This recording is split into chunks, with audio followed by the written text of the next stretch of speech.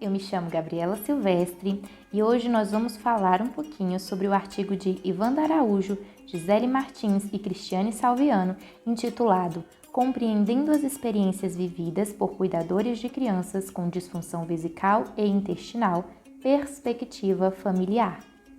O principal objetivo do presente estudo é compreender as experiências vividas por familiares de crianças que tenham DVI. Para iniciarmos o nosso assunto, é importante destacar o que é uma DVI.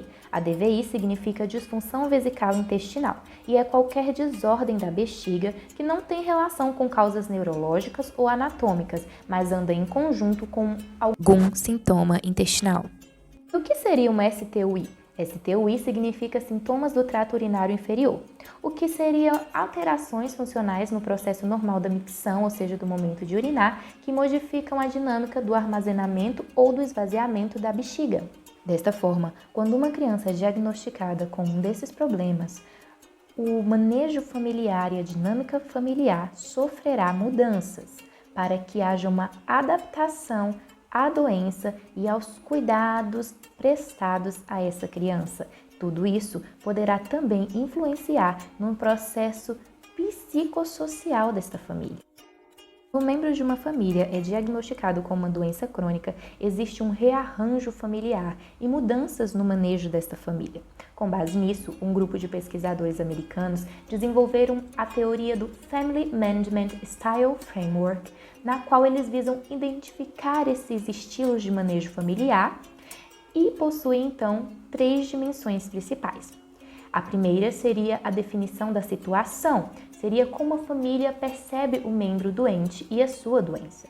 A segunda, o comportamento de manejo, a qual visa a capacidade dos pais e da criança para ter uma rotina e estratégias para conduzir aquela determinada condição crônica. E a terceira seria as consequências percebidas, ou seja, a busca e os resultados reais ou esperados na realização dos tratamentos recomendados. Com base nessa teoria, foi realizada uma pesquisa com pais de crianças com DVI, observando a sua percepção frente à doença.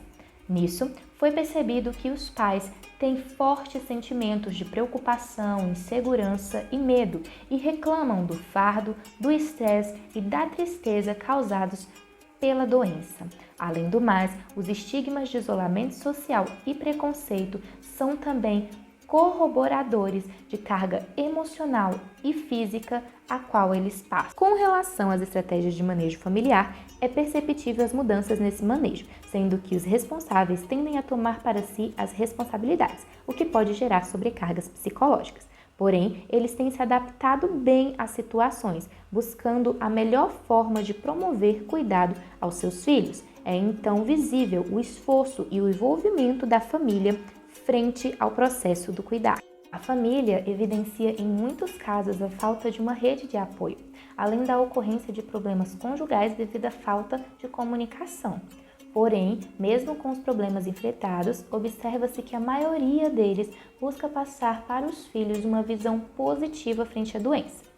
Porém, outros, devido às sobrecargas, acabam perdendo as esperanças. Os cuidadores também devem ser cuidados para que forneçam uma base adequada ao paciente. Os fatores psicossociais como estresse e ansiedade geram sofrimento e práticas parentais voltadas ao enfrentamento da doença ineficazes, sendo que pais que tenham visão positiva frente à doença apresentam maior conforto, ao contrário daqueles com visão negativa que tornam a sobrecarga ainda mais perceptível. O apoio social é um fator importante, mas pouco perceptível no cotidiano desses responsáveis. Os profissionais de saúde são vistos como os maiores apoiadores, o que exige deles preparo adequado para fornecer amparo a estes pais. O profissional de enfermagem foi destacado como que tem o maior contato com os familiares. Sendo assim, deve conhecer e compreender as variáveis do manejo familiar relacionado à DVI, fornecendo um cuidado integral à criança, mas também à família.